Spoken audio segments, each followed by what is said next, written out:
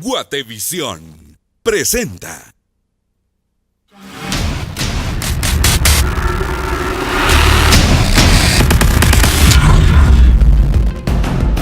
El son que tenemos de casos rezagados es de 1.5 millones de niños, que son los que vamos a salir a buscar en la vacunación que vamos a hacer a nivel masivo.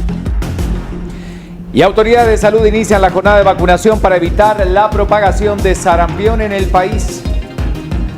Gracias, porque por esa noticia no se paga, que seguramente está molesta, muy molesta, muy molesta. El presidente Jimmy Morales da estas declaraciones señalando que la prensa está molesta por no recibir la impresión de los libros de texto. Estoy sumamente sorprendida. Nosotros no votamos en el caso de Odebrecht, por lo tanto no teníamos ni siquiera idea de que él estuviera involucrado.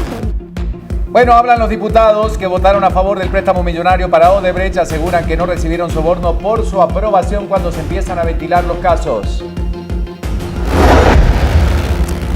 Ministerio Público realizó allanamientos en esta mansión, propiedad que se vincula a Manuel Valdizón. Trasladando, dando a conocer en el momento oportuno. No tenemos más información por el momento, nada más que están esperando a que un juez lo pueda. Y la canciller guatemalteca informa que Manuel Valdizón está a la espera de la audiencia con juez de Estados Unidos para saber si regresa o no al país. Hablamos del mundo. El Senado estadounidense alcanzó un acuerdo para reabrir el gobierno federal que cumple su tercer día paralizado. Agentes de la policía venezolana disuelven con gases lacrimógenos y balas de goma una protesta en Caracas. Hablamos del deporte y es que Equipo MLS oficializó la contratación de 2 jugadores guatemaltecos. Hablamos del volante Pablo Aguilar y el defensa Nicolás Samayoa. Djokovic eliminado de la ronda de octavos de final del Abierto de Australia. Hablamos del mundo del espectáculo y es que algunos seguidores están dudando del supuesto embarazo de Kurnikova. Más del caso Odebrecht, casi 20 millones de dólares en sobornos. ¿Cuánto habrían recibido Manuel Valdizón, Alejandro Sinibaldi y otros implicados? Se revelan más datos sobre este polémico caso. Además, le daremos a conocer la construcción de un restaurante bajo el agua. Esto es en Noruega y se convierte en el más grande del mundo.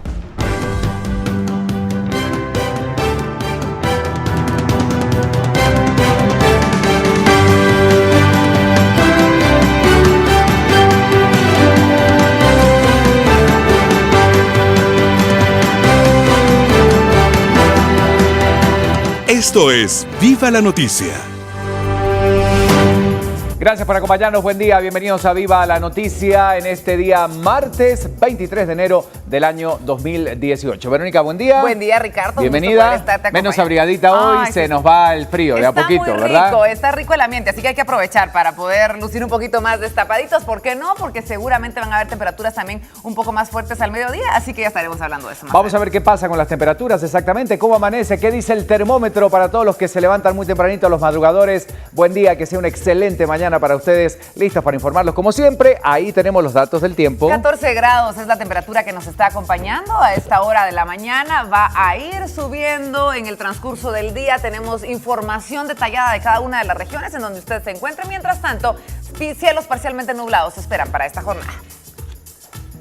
Bueno, y vamos a comenzar hablando de lo que ocurre en las calles guatemaltecas, ¿le parece? Para los que salen tempranito, para esos madrugadores que empiezan a echar punta muy, pero muy temprano. Algunos datos importantes de cómo están las calles guatemaltecas. Siempre es bueno ver lo que ocurre al final de Calzada Roosevelt, este movimiento que ya se comienza a observar en este día. Ahí estamos observando lo que nos indica entonces esta imagen, cortesía de Mixtra. Mucha atención entonces a lo que está sucediendo en este punto. Esto es a la altura de Molino de las Flores, siempre sobre la Calzada Roosevelt, para que usted vea qué es lo que está sucediendo. 2 carriles reversibles habilitados en la ruta que conduce hacia Occidente para que pueda liberarse de esta manera el tránsito. Más información que nos muestra otro paso importante y es el ingreso a la ciudad San Cristóbal por Calzada Roosevelt. Efectivamente, para aquellos que vienen desde aquella zona, tomar en cuenta cómo se está comportando el tránsito hasta el momento. No hay impedimento vehicular por algún problema de algún tipo de accidente, pero sí ya empieza a congestionarse un poquito más. Seguimos recorriendo nuestra ciudad. Esto es el kilómetro 21, ruta al occidente. Esto es para que veamos que el congestionamiento del ingreso a la ciudad de Guatemala llega hasta el kilómetro 21. A tomar su tiempo en consideración si usted viene de San Lucas, de Antigua Guatemala o de cualquier otro departamento y va a ingresar a la ciudad de Guatemala, está complicado el tránsito. Imágenes en vivo de lo que estábamos viviendo en este momento con la entrada a Misco. También ya vamos observando, ahí sí ya está un poquito más fuerte la carga vehicular, como estamos observando, va avanzando, pero lentamente. Así que tomar precauciones para los que están circulando por este tramo en la entrada a Misco. Imágenes importantes que le presentamos a esta hora de la mañana, es un parámetro de lo que está sucediendo. Son las 5:50 y esta es la situación ya, por ejemplo, en el paso a desnivel a Pinares, en Ciudad San Cristóbal, prácticamente paralizado el tránsito. Vamos a ver qué es lo que sucede más adelante. Mucha precaución y a tomar su tiempo en consideración. Es parte de lo que tenemos a esta hora de la mañana, por supuesto, y también vamos a ver este paso a desnivel que estamos observando en la calzada San Juan, el Tecolote, a la altura del Tecolote. ¿Cómo estamos? Otro punto importante que usted necesita conocer esta mañana para saber cómo amanece.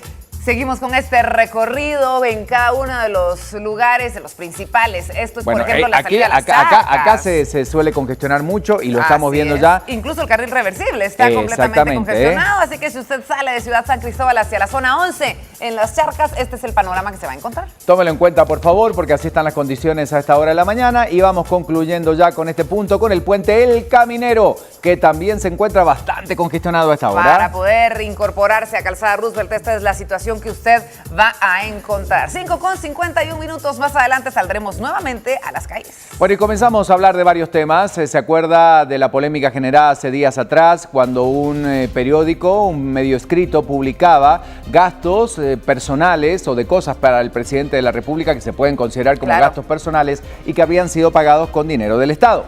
La Secretaría de Asuntos Administrativos y de Seguridad SAS asumió su responsabilidad por sus actuaciones administrativas y afirmó que está dispuesta a aclarar los procedimientos para la adquisición de bienes y servicios tras que se revelara una serie de gastos que superan los 300.000 quetzales en diversos objetos destinados para el presidente Jimmy Morales, que en algunos casos utilizó como obsequio en sus viajes oficiales al exterior. Bueno, la SAAS señalaba que haría frente a la rendición de cuentas por los gastos y que el mandatario era ajeno a ese tipo de actuaciones. El documento fue emitido tras hacerse públicos los gastos de la SAAS, en donde figuraban libros, lentes, masajes, cuadros y licores, entre otros gastos onerosos realizados por el Ejecutivo. Sin embargo, la SAAS no hizo referencia sobre el motivo alguno de esas adquisiciones, las cuales obviamente están allí en este listado porque se trata, cuando hablamos de artículos deportivos, de artículos de belleza, que obviamente se trata y están apareciendo algunos de los tantos que surgieron del listado publicado en este reportaje que obviamente se consideran de uso personal.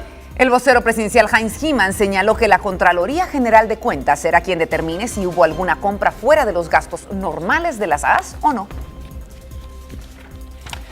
Y cambiamos el ángulo de la noticia, empezamos a hablar del caso Odebrecht y por supuesto las repercusiones que esto tiene más allá de lo que se está investigando en el tema de los sobornos, quiénes los habrían recibido y cómo se dio toda esta componenda que se produjo años atrás. El ministro de Comunicaciones, Aldo García, informó en conferencia de prensa que la compañía brasileña señalada en el caso de mayor corrupción por sobornos en toda Latinoamérica no va a firmar el desistimiento por la construcción de un tramo carretero de 97 kilómetros cuyas obras están paralizadas desde el año 2016. Al negarse a firmar el documento, el Ministerio de Comunicaciones no puede intervenir en la construcción de esos 97 kilómetros en la carretera de la Costa Sur. Con el desistimiento se pretendía que la constructora renunciara a facturas y a acciones futuras sobre el tramo no trabajado en la ruta CA2 Occidente como parte del contrato de ampliación a 4 carriles de un tramo de 140 kilómetros a la Costa Sur. Con la falta de esa firma persiste el riesgo de que el Estado de Guatemala sea demandado por la compañía, ya que existe un contrato sobre dicha ampliación, lo que significa que el Ministerio de Comunicaciones no puede tocar ni un agujero de ese tramo que cada día está más deteriorado. Los argumentos de Odebrecht para negarse a firmar son que esa compañía prefiere esperar las conclusiones de la investigación sobre los implicados en sobornos en el país. Miren, y ya se empezaron a conocer cifras y son estas con las que uno empieza, obviamente, o que no se puede llegar a imaginar. Claro. Cuando se habla de la cantidad de dinero que se habría recibido, sobre todo Manuel Valdizón, Alejandro Sinibaldi, realmente cantidades exorbitantes en estos sobornos, de acuerdo a lo revelado por la fiscal Telma Aldana, que dijo que de los 300 millones de dólares, escuche usted, 300 millones de dólares. Estamos hablando de una cifra millonaria del contrato de Odebrecht. Alejandro Sinibaldi obtuvo el 7.5% en coimas, lo cual repartió con otros implicados como Manuel Valdizón y Carlos Arturo Batres. Según declaraciones a la fiscal Aldana, Sinibaldi obtuvo 19.7 millones de dólares, que serían aproximadamente 146 millones de quetzales, de los cuales Carlos Batres y Manuel Valdizón recibieron 4.9 millones y 3 millones de dólares respectivamente. Tenemos conocimiento de 3 entregas que se le hicieron a Manuel Valdizón por medio de su abogado, quien creó cuentas para recibir esos fondos, detalló Aldana, quien precisó que cada una de las entregas fue de 1.2 millones de dólares. En el caso de Carlos Batres, la fiscal indicó que por su intervención en la red de corrupción había recibido 4.900.000 dólares que fueron pactados con los funcionarios de Odebrecht y Alejandro Sinibaldi. La fiscal indicó que por medio de un colaborador eficaz se determinó que Carlos Machado, uno de los funcionarios de Odebrecht, se reunió con Sinibaldi y Valdizón para pactar el pago del 7.5% como producto de las coimas por estos contratos. De igual manera, Telma Aldana informó que luego de allanamientos efectuados en Guatemala por el caso de corrupción de la constructora brasileña, se localizaron los referidos bienes de propiedad del ex candidato presidencial Manuel Valdizón, por lo que no se descarta, que puedan intervenir esta propiedad. Una fuente afirmó que Valdizón permanece en un centro de detención en Miami luego de que fuera justamente interceptado en el aeropuerto el sábado último por aviso de la Interpol. Así es la información que tenemos en este momento, pero imagínense usted, ya vamos a ver la portada de Prensa Libre, la cantidad de dinero que se recibió, y era solo por esto. Imagínense si nos ponemos a investigar cuántas otras cosas no se habrán hecho en el Ministerio de Comunicaciones, porque era muy habitual y se hablaba no solamente de este ministerio, de muchos otros, que este era el modus operandi, ¿no? A la hora de que llegaba una empresa internacional, tratar de, para otorgar justamente los permisos, dar este tipo de coimas o sobornos. Y también a la espera de ver la lista entonces de personas dentro del legislativo que recibieron este soborno. Vamos a hacerle una pregunta a través de redes sociales, porque obviamente está latente la situación de Manuel Valdizón, que se encuentra en estos momentos detenidos en Estados Unidos, para saber realmente si finalmente se le va a dar o no este asilo político. Ponemos la pregunta en pantalla para que usted pueda responder. ¿Cree que, Estados Unidos otorgará asilo político a Manuel Valdizón? Tiene dos opciones, sí o no, con el hashtag BLN Asilo Valdizón. Usted puede participar entonces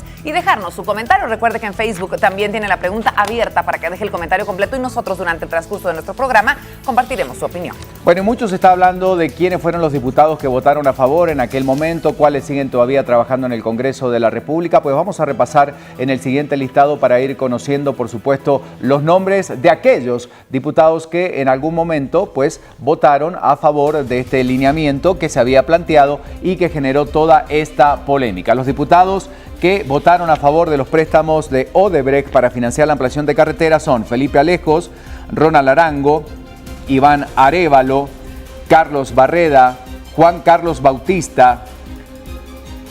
Vamos a seguir con este listado, por supuesto. También están dentro de este listado Orlando Blanco.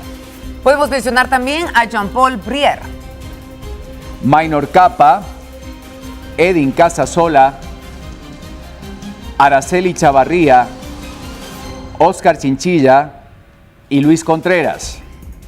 Presentamos también a Arístides Crespo, Elsa Leonora Q. También votaba a favor de Odebrecht Boris España, Mirma Figueroa de Coro. Están entre los diputados Carlos Fión, Jairo Flores, Estuardo Galdames, Hugo Fernando García Gudiel. Recordemos, los diputados que votaron a favor del préstamo para financiar la ampliación de esta carretera que trabajaría esta constructora Odebrecht. Dentro de este listado también está Manuel Giordano, Eugenio González, Gabriela Heredia,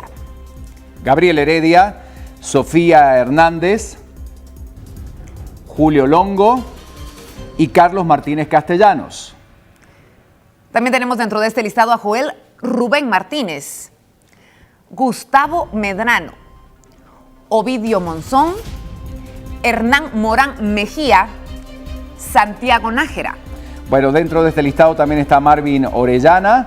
Dentro de estos diputados está Marco Aurelio Pineda, Amílcar Pop y Juan José Porras. Otros nombres que figuran dentro de este listado es el de Fidel Reyes Lee, Sandino Reyes. También figura Neri Samayoa, Mario Taracena y Domingo Trejo.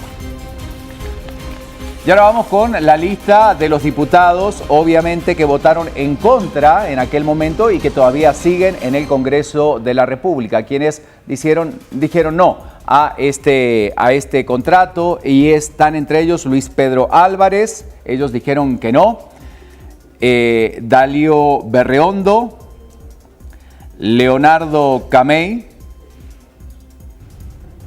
José Inés Castillo, usted lo tiene en pantalla. También votó en negativo Sergio Navas, Óscar Corleto.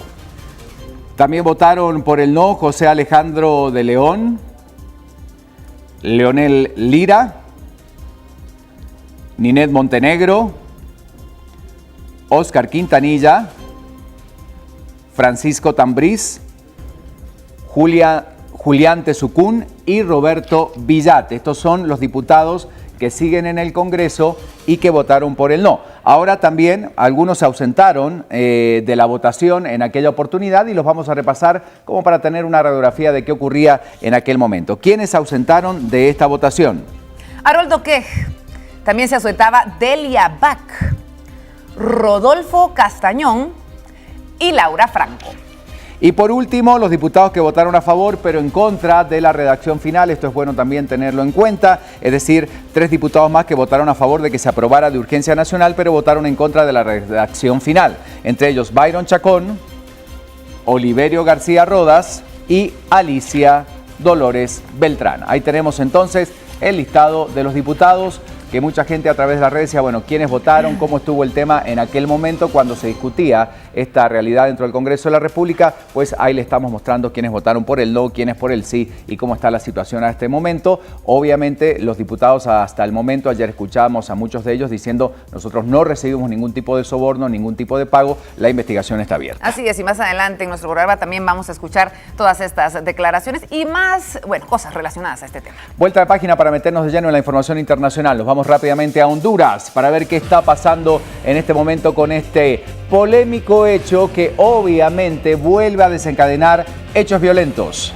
Tenemos que hablar de cómo el presidente hondureño se dijo dispuesto a dialogar con la oposición política de su país. La propuesta del mandatario se produce a días de que tome posesión el sábado tras una polémica reelección en los comicios de noviembre pasado en los que la oposición denuncia que hubo fraude. Juan Orlando Hernández, presidente electo de Honduras, señaló: nosotros estamos abiertos a cualquier consideración. De hecho, están ocurriendo en este momento conversaciones tanto aquí como fuera del país para instalar este sistema de mediación. La oposición convocó a nuevas protestas para este día luego de que la OEA manifestara su intención de trabajar con Hernández, pese a que en diciembre el organismo cuestionó los resultados electorales. Cabe resaltar que Hernández ganó por un estrecho margen al candidato opositor Salvador Narrala. Las denuncias de fraude sumieron al país en una ola de manifestaciones y disturbios que han dejado al menos 30 muertos según organizaciones humanitarias. Continuamos con nuestro recorrido internacional. La noticia nos traslada hasta Venezuela y tenemos que hablar de las declaraciones que daba el presidente de este país sudamericano en torno a las sanciones adoptadas por la Unión Europea en contra de 7 altos funcionarios venezolanos. Nicolás Maduro señala que están dañando el diálogo que mantiene la oposición. Jorge Rodríguez, ministro venezolano de Comunicación, señalaba a la Unión Europea perpetrado una bochornosa acción. La élite que gobierna la Unión Europea obedeció sumisamente los designios que le diera la administración de Donald Trump de agredir la patria venezolana y de atacar la mesa de diálogo en República Dominicana. El bloque europeo les prohibió viajar al viejo continente y apuntó que lo señala por menoscabar la democracia y el Estado de Derecho, graves violaciones de los derechos humanos y también reducir las competencias del Parlamento de mayoría opositora. Se trata de las primeras sanciones individuales adoptadas por la Unión Europea contra funcionarios venezolanos. Las sanciones europeas se suman a las que Estados Unidos y Canadá han adoptado contra miembros del gobierno de Venezuela. Nos vamos a Santiago de Chile, se fue el Papa, pero sin embargo siguen las repercusiones con algunos incendios y con algunos, hechos de violencia que se producen en iglesias dentro del país sudamericano. Así lo indica esta información. Una iglesia específicamente de Santiago de Chile sufrió este ataque incendiario, sumándose a la lista de templos católicos vandalizados en coincidencia con la visita del Papa Francisco a ese país. Los bomberos controlaron rápidamente el incendio que solo causó daños menores al templo. Modesto Núñez, sacerdote de la iglesia chilena, señaló que se lanzaron entre 5 y 6 bombas molotov, lo que provocó el fuego. Aparte, no había ningún panfleto, por lo que se sentían tristes por tal acción. La parroquia Sagrado Corazón de Jesús, ubicada en el barrio de Lo Espejo, se sumó a la decena de templos que fueron atacados mayormente en el sur del país. En la mayoría se encontraron panfletos sobre la demanda del pueblo mapuche que exige la restitución de las tierras de la región de la Araucanía. Cabe señalar que la visita del Papa a Chile se vio empañada por estos ataques y por la denuncia de casos de abusos sexuales que se siguen dando en el país. Momento de irnos a las calles rápidamente. Está nuestra compañera Mónica Obando con información, así que la historia del día.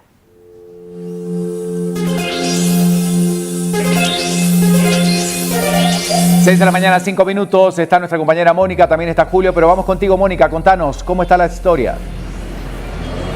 Buenos días, Ricardo. Buenos días, Verónica. Efectivamente, nosotros ya estamos en las calles para darle la información más reciente, y es que no podíamos dejar de obviar que Manuel Valdizón continúa siendo noticia, ya que él todavía se encuentra recluido en el centro de detención Crom.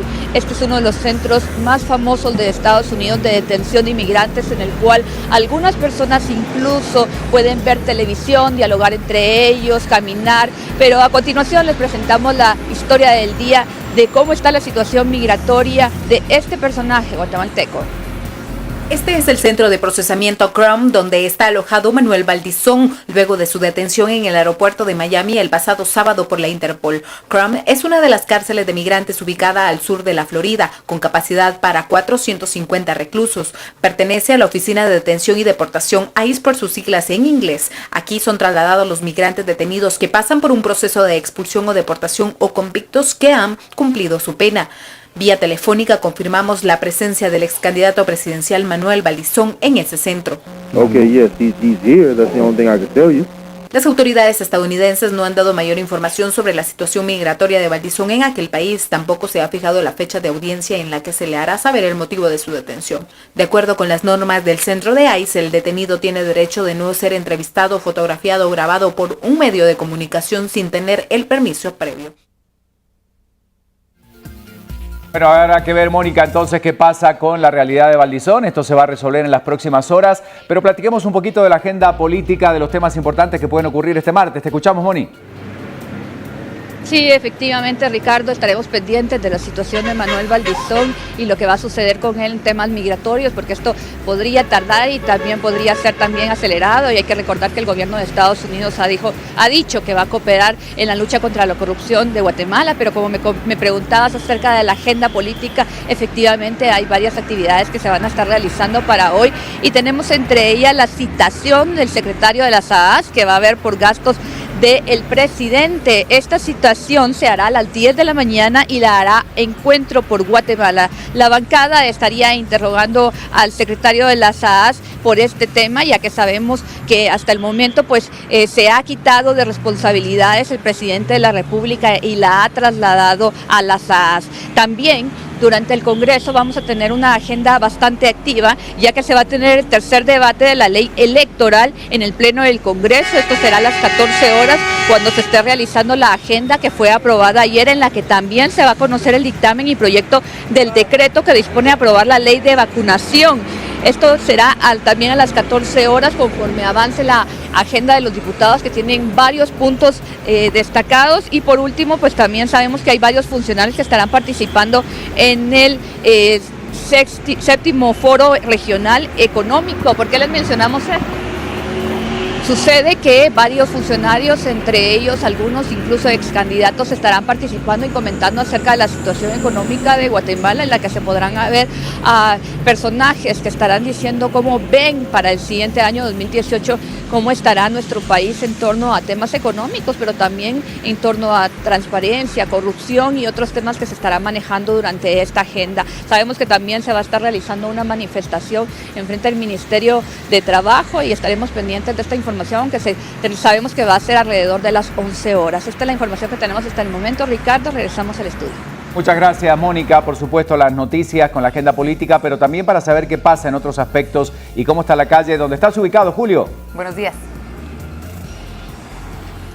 Buenos días, compañeros. Nuevamente buenos días a ustedes y a toda la audiencia de la noticia. Nos encontramos ahora aquí en el anillo periférico. Esta es la parte sur del anillo periférico, justamente la que se dirige hacia la Universidad de San Carlos de Guatemala. Un congestionamiento vial que hay que tomar en cuenta ya a esta hora de la mañana, especialmente para los usuarios que se dirigen hacia la parte de la zona 11. Quienes se dirigen hacia el sector de zona 2 y zona 1 aún tienen que, tienen unos minutos antes que la cola que se hace normalmente desde el área de Vialinda hacia la parte del Puente del Incienso sea ya tomada por la mayor cantidad de usuarios. Los vehículos avanzan lentamente también en el sector del Boulevard Lourdes, eso sería a la altura de la diagonal 14, estamos hablando de zona 16 y zona 17, información que tenemos también que proviene desde el área de la Ruta al Pacífico, ingresando desde Villanueva, kilómetro 18, un tráiler está detenido, ya fue la gestión realizada para que una grúa llegara y movilizara el tráiler de este sector. Sin embargo, eso está generando una cola de vehículos que también afecta hasta el kilómetro 13 y 14, un poco antes del inicio de la cuesta de Villalobos, hasta llegar a la calzada Raúl Aguilar Batres. Importante información también. Una cola bastante fuerte que se hace a la altura del kilómetro 9 y hablamos de la ruta al Atlántico. Esto sería para todos los usuarios que vienen desde zona 18 hacia la parte de la zona 6 de la ciudad capitalina. También un tráiler con fallas mecánicas obstaculiza la 35 calle de la calzada Raúl Aguilar Batres. Eso sería una vez se termina la cuesta de Villalobos, en el ingreso hacia el sector del Trébol a través de esta misma ruta. Densa neblina en la zona 6 de Misco, esto sería específicamente en el área del Puente El Caminero y Calzada San Juan, así que por favor usted recuerde conducir con precaución esta mañana. Aprovechamos también para incluir una agenda cultural, revisamos ya la parte política del día, pero por qué no revisar también algunos de los puntos importantes que a nivel cultural se estarán dando hoy en nuestro país. Tenemos dos noticias, dos puntos importantes, uno de ellas sería la Feria de San Raimundo, tan esperada y concurrida también, específicamente esto es en San Raimundo, Guatemala, donde hoy de 3 de la tarde a 11 de la noche se estarán llevando diversas actividades relacionadas siempre en el ámbito de la feria, les repito, en San Raimundo. Luego tenemos que recordar, inscripciones abiertas y esto sería para la Escuela Nacional de Arte. Este es el ciclo justamente en el que los alumnos pueden inscribirse y aún está la disponibilidad para que a partir de las 9 de la mañana en la Escuela Nacional de Arte los alumnos de los ciclos que ya están ingresados o nuevos ingresos también puedan formar parte entonces de las inscripciones de esta escuela tan importante en nuestro país. Sería lo que tenemos que revisar este día en materia de tránsito y materia cultural a esta hora de la mañana. Por supuesto que más adelante nosotros estaremos conectados para llevarles a ustedes más información desde las calles. Muchas gracias. Julio, y nosotros continuamos rápidamente con la información. ¿Por qué? Porque tenemos que hablar de las temperaturas y lo que pasa en el país este día. Así que ya está lista Lorraine Quinto con nosotros para poder hablar de lo que sucede en Guatemala. Buen día, Lorraine, bienvenida. Buenos días, compañeros. El ingreso de un nuevo frente frío es lo que podríamos estar presenciando entonces para el resto de esta jornada. Vemos entonces que amanece con una temperatura actual de 14 grados centígrados. Las posibilidades de lluvia son de un 20%. Sin embargo, este frente frío que se encuentra actualmente ubicado en México podría generar más posibilidades de lluvias en el territorio nacional y también el incremento de la velocidad del viento de 35 a 45 kilómetros por hora. Este frente frío que podría ingresar al territorio guatemalteco no precisamente da unas bajas en las temperaturas, pero sí incrementa las posibilidades de lluvia. Los primeros rayos de sol empiezan a salir a partir de las 6 de la mañana con 30 minutos. Se estaría ocultando el sol a partir de las 5 de la tarde con 57 minutos. Hablamos también acerca de la fase lunar. Para hoy tendríamos un cuarto creciente con una iluminación del 42.36% y por supuesto la recomendación de todos los días que no puede faltar especialmente para niños y ancianos, cubrir boca y nariz. Según el Ministerio de Salud, se ha incrementado la cantidad de pacientes que han llegado con problemas respiratorios. Por lo tanto, se le recomienda a toda la población en general, especialmente niños y personas de la tercera edad, que cubran su boca, su nariz, porque podrían tener algunos problemas respiratorios. Y precisamente hoy que ingresa este frente frío, le recomendamos también que se resguarde y que se mantenga abrigado el resto de la jornada y que también saque un paraguas. 6 de la mañana con 13 minutos e iniciamos.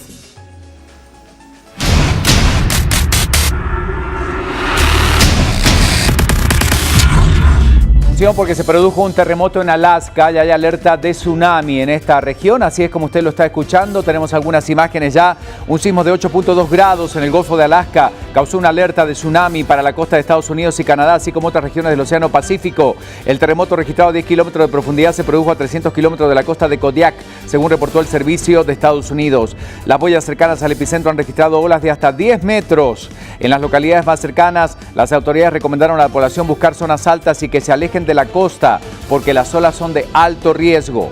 En base a todos los datos disponibles, es posible que se haya generado un tsunami a partir de este terremoto. La provincia canadiense de la Columbia Británica, al sur y suroeste de Alaska y las islas cercanas son las regiones que podrían verse más afectadas. Además, se emitió un aviso moderado entre otras zonas como las costas de Hawái y el litoral estadounidense hasta la frontera con México en California.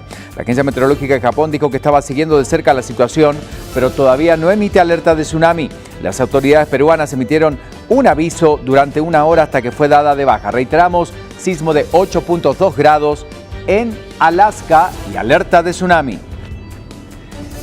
Y cambiando el ángulo de la noticia, nos vamos ya a la realidad del país. Esto está vinculado a Julio Ligorría, porque de acuerdo a la información rechazan el amparo que habría solicitado la Sala de Operaciones de Mayor Riesgo y de Extinción de Dominio. Rechazó provisionalmente el amparo presentado por el ex embajador de Guatemala en Washington, Julio Ligorría. El mismo fue presentado con el fin de evitar la extradición desde España, que pesa en su contra por el delito de financiamiento electoral ilícito y el lavado de dinero durante la campaña electoral del año 2011, cuando era asesor del Partido Patriota. Nicté Ochoa, secretaria de dicha sala, manifestó que lo que procede es que los magistrados analicen si es conveniente o no rechazar definitivamente el amparo presentado por Ligorría. Tenemos que seguir hablando de lo que sucede en Guatemala, porque un mesero fue sorprendido cuando grababa a una mujer en el baño de un restaurante en la zona 10 capitalina. Se hizo la denuncia correspondiente, lo capturaron y fue trasladado a Torre de Tribunales. Un prestigioso restaurante ubicado en la zona 10 de la capital, Sergio Alexander Sagastume Reynoso, fue sorprendido cuando grababa con su celular a una mujer de 27 años en el sanitario del comercio. La mujer se sorprendió al ver a Sergio Sagastume grabándola con su celular color blanco. De inmediato acudió al gerente del restaurante, quien observó el celular de su empleado y verificó que tenía videos de varias víctimas. De esta manera el gerente llamó a la Policía Nacional Civil, quienes de inmediato lo capturaron y lo trasladaron junto a su teléfono celular y la evidencia de la grabación hacia el juzgado de turno en la Torre de Tribunales. Bueno, y nosotros seguimos con la información y presentamos la portada. Prensa Libre con nosotros esta mañana. Prensa Libre presenta. Y vamos con la información a esta hora, por supuesto que ya aparece en pantalla. Acá tenemos la portada de Prensa Libre y por supuesto el caso Odebrecht, que lo tenemos en primera plana. Soborno a manos llenas. Firma brasileña se niega a firmar desestimamiento aduciendo el reinicio de pesquisa por fraude. Ahí está lo que habrían recibido algunos de los implicados. 11 millones para Sinibaldi, 4.9 millones para Carlos Arturo Batres y 3 millones para Manuel Valdizón. Además, líder y Partido Patriota continúan en el Congreso en el análisis de la actualidad. En el interior de Prensa Libre encontramos más del caso Odebrecht, pero en esta ocasión hablando de Manuel Valdizón y cómo él espera la respuesta de Estados Unidos. Si bien el expresidenciable del líder pidió asilo político, también podría ser deportado o extraditado, pues su captura fue por una alerta de la Interpol. Otra de las noticias también vinculada al caso Odebrecht habla de los sobornos. ¿Cómo se daban cada uno de estos sobornos? Pues efectivamente, sobornos de Odebrecht suman 19.7 millones. Carlos Batres Gil abrió varias cuentas por medio de su abogado en Antigua y Barbuda para depositar 4.9 millones según la Fiscalía. Ahí está la ruta del dinero y cómo después de la reunión de los ejecutivos de Odebrecht se van repartiendo entonces las cantidades que luego llegaron a distintas personas. Damos vuelta de página en el interior de Prensa Libre, seguimos hablando de este caso y cómo el partido líder, en lugar de ser opositor, pasa a ser aliado del patriota. El comportamiento del partido de oposición se transformó hasta el punto de ser complaciente en las votaciones para aprobar los decretos legislativos. Bueno, una edición realmente para no perderse, la de Prensa Libre esta mañana con toda la información. Y ahora sí, lo que está ocurriendo en el mundo. Sara Guerrero con las portadas internacionales. Buenos días. Buenos días, compañeros, y buenos días como siempre a todos nuestros televidentes. Un gusto estarles informando desde tempranas horas de la mañana. Momento de realizar un recorrido en las portadas internacionales para este día. Les presentamos nuestra portada del mundo de Jerusalem Post como nuestra portada principal para hoy. Noticia principal: Pence en la Knesset. La embajada de Estados Unidos será trasladada a Jerusalén a finales del 2019. Además, en otras noticias que resaltan el discurso del vicepresidente, qué hay en él y qué no. Y en otras noticias, Abbas para Estados Unidos, reconocimiento de Palestina para esperanza de los palestinos para por fin poder obtener la paz. Tenemos ahora el Clarín desde Argentina como nuestra portada latinoamericana para hoy. Tema del día: marchas atrás en la ciudad. Después de la polémica, el Consejo de la Magistratura aprobó un fuerte ajuste. Además, en otras noticias políticas, el viaje presidencial: Macri se reúne con Putin y empresarios, y Urtubey se bajó de la gira. Y en otras noticias internacionales que resaltan en la fotografía central, largas colas para una vacuna que la mayoría no necesita. Día a día crece la demanda para vacunarse contra la fiebre amarilla entre quienes viajan a Brasil. Los médicos advierten que es irracional y que solo se debe recibir a quienes visitan zonas en riesgo y no tengan contradicciones para aplicársela. Y vea usted ahí en la fotografía, todas las personas que están haciendo esta cola para obtener esta vacuna. Y finalizamos con la prensa desde Honduras como nuestra portada centroamericana. La OEA reconoce el gobierno de Juan Orlando Hernández. En un comunicado, la Secretaría General de la OEA, dirigida por Luis Almagro, manifiesta su firme intención de trabajar en el futuro con las autoridades electas de Honduras en sus 3 niveles, tanto ejecutivo, legislativo y municipal. Otra noticia internacional que resalta en esta portada: investigan en Brasil si Odebrecht sobornó a hondureños también, con esta situación que se está dando a nivel general. Y en las noticias del espectáculo, Margot Robbie brilla en la alfombra de los SAG. Son las 6:20 de la mañana y es así como rápidamente finalizamos este recorrido. Quédese con nosotros en Viva la Noticia.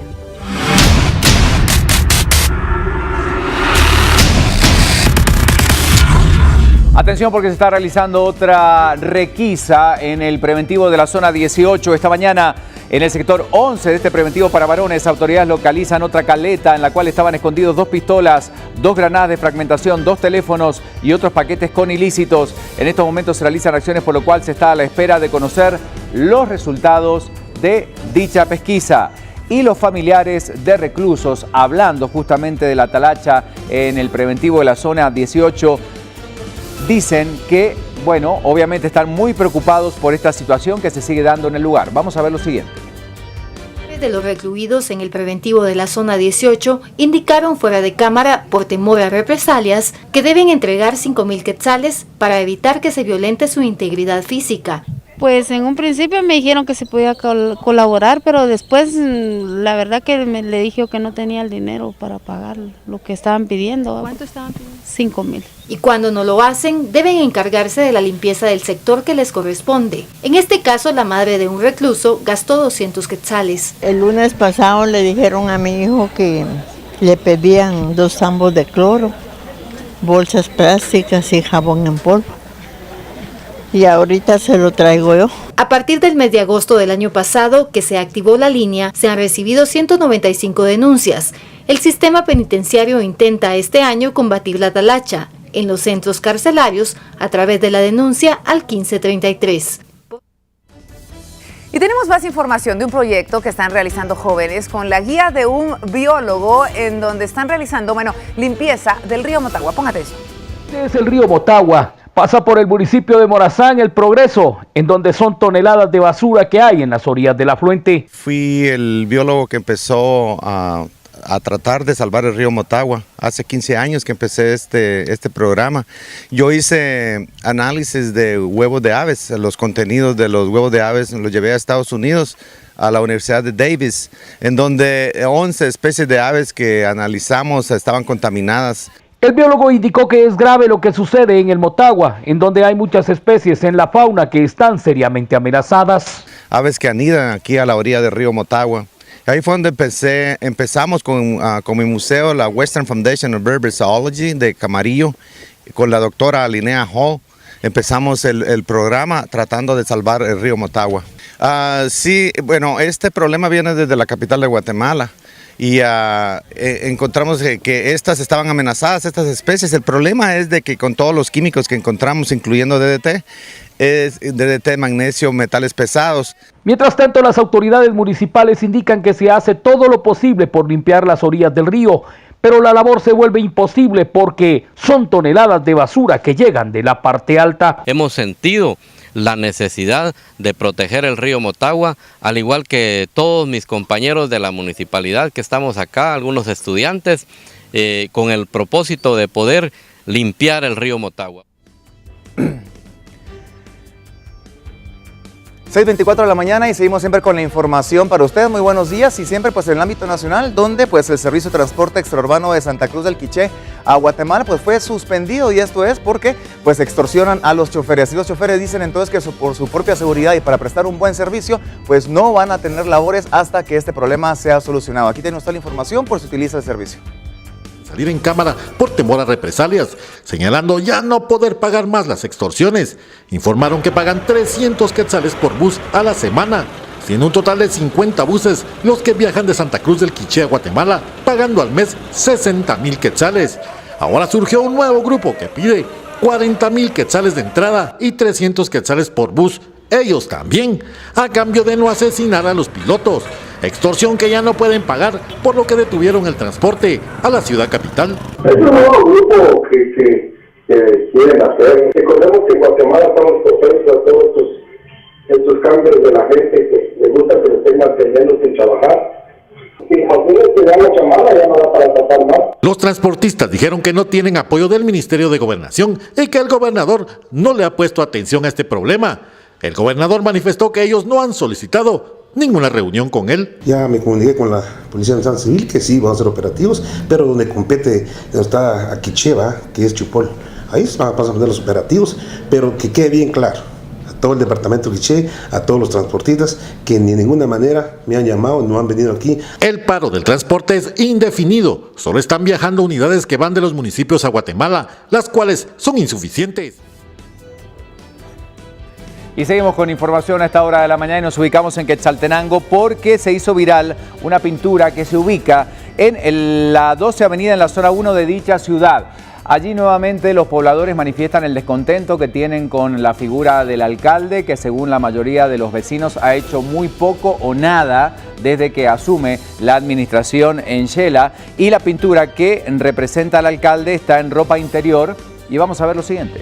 Quetzaltecos compartieron durante el fin de semana la foto de una pintura en la zona 1, en donde se observa el rostro del alcalde Luis Grijalva, además de otros componentes como el mensaje "Grijalva, nunca tuviste pantalones". Los comentarios en las redes sociales fueron variados. Algunos ciudadanos aplaudieron la acción calificándola de expresar la verdad, mientras otros opinaron que fue vandalismo. El alcalde y concejales también tienen su punto de vista. Solo me informaron y me dijeron que había una imagen ahí, pero no le doy mayor importancia a situaciones de esa naturaleza. Número uno, pues personas que en su casa no les enseñaron a respetar a sus mismos papás, pues tampoco van a respetar a las autoridades. Y la otra es irónico, ¿no? No tener pantalones y no dar la cara de quién pinta o quién les pagó para hacer eso. En primer lugar, es parte de la manifestación del descontento que la gente tiene hacia el trabajo que se está haciendo, el trabajo administrativo que el alcalde está haciendo. Es una de las formas de ese tipo de manifestación. Pues creo que por una parte es bien recibido por una parte de la población, pero sí, yo estoy consciente también del respeto hacia la autoridad que tiene que haber, pero lamentablemente este respeto también se perdió hace bastante tiempo. El alcalde concluyó que la ciudad tiene muchos problemas en los cuales debe preocuparse, por lo que no tiene tiempo para prestar atención a la pintura, e invitó a las personas a pasar de la protesta a la propuesta, mientras los ciudadanos exhortaron al alcalde a tomar en cuenta esta crítica para mejorar y aplaudieron la actitud del pintor desconocido. El grafiti finalmente fue tapado con pintura blanca y cal. Se desconoce por quién. Cambiamos de tema y vamos a la actividad deportiva, donde más adelante hablaremos también de la MLS, donde 2 guatemaltecos pues fueron aceptados, aparte del Abierto de Australia. Pero en esa oportunidad, usted recordará el fin de semana de esa goleada del Real Madrid ante el Deportivo, donde fueron 7 goles, pero también de una herida de Cristiano Ronaldo, donde sí, bueno, pues en redes sociales bastante sonada, ya que pues él tomaba su celular y entonces veía pues cómo estaba su rostro. Tiene usted aquí la información de qué era lo que sucedía en ese partido y esa herida que fue comentada en redes sociales, pero no pasó nada, ya que al día siguiente se le dio en los entrenos. La pelota llegó a Mandzukic, escorado por la banda izquierda y vio perfectamente el desmarque de Costa. El croata metió un pase adelantado al interior del área pequeña y el brasileño se adelantó al arquero rival para llevar el balón al fondo de la red al minuto 16. El Nápoles, que el domingo se impuso en su visita al Atalanta, lidera la Serie A con 54 puntos, uno más que en la Juventus. Ambos abren una brecha con respecto a sus perseguidores, ya que la Lazio y el Inter completan las plazas de la Liga de Campeones, ambos con 43, y la Roma por su parte le sigue con 40 en el quinto lugar. Ya manda, ya gana la Juventus. Bueno, la actividad deportiva. Venga, Berito, para acá. ¿Usted le tiene miedo a los aviones o no? Un poquito, bueno, pero hay no aterrizaje mucho. Y aterrizaje. Yo creo que después de esta ya muchos habrán dicho realmente, fíjense no ustedes, subo. esto ocurrió en Alemania. Miren ese avión tratando de aterrizar en medio de un huracán. Ay, no puede Efectivamente, miren la habilidad del piloto realmente, ¿eh? Se acercaba a la pista de aterrizaje, ráfagas de viento que alcanzaban velocidades superiores a 110 kilómetros por hora. Por el momento el avión perdió el control debido a los vientos, aunque los pilotos mantuvieron en equilibrio el aparato y lograron aterrizar exitosamente. Ya van a ver cuando toca pista, que es la parte más impresionante por este temporal que ha azotado y que sigue azotando varios países europeos y que ha cobrado ya la vida de 8 personas en Alemania. Iban 70 pasajeros. Miren el último momento ya cuando... o sea, literalmente planeó. Parece un dron, la verdad, y en realidad era un avión de pasajeros. Y finalmente la habilidad del piloto, porque eso sigue ser realmente un héroe, realmente, sí. Logró que el avión aterrizara sin problema y ninguna persona más que el susto, obviamente. Y ahora sí que el cambio inmediato de ropa interior de alguno de los pasajeros. de más de alguno. Sí, obviamente, miren la habilidad de ese piloto. Es que literalmente viene cual barrilete, tenemos que decirlo, viene planeando, ya no funciona prácticamente ni las turbinas.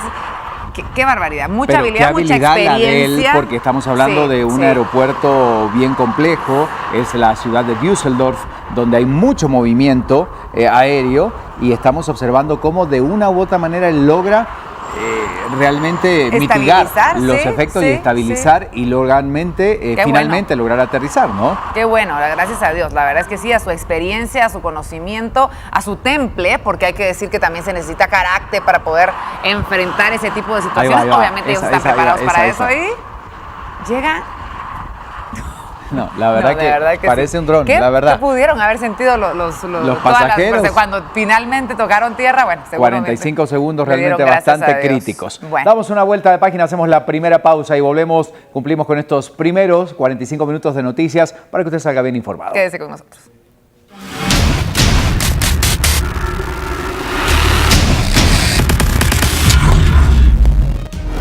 Al regresar tenemos más información, vigilancia por casos de sarampión, seguimos hablando del tema. Además, diputados que votaron a favor del préstamo para Odebrecht aseguran que no recibieron soborno para su aprobación.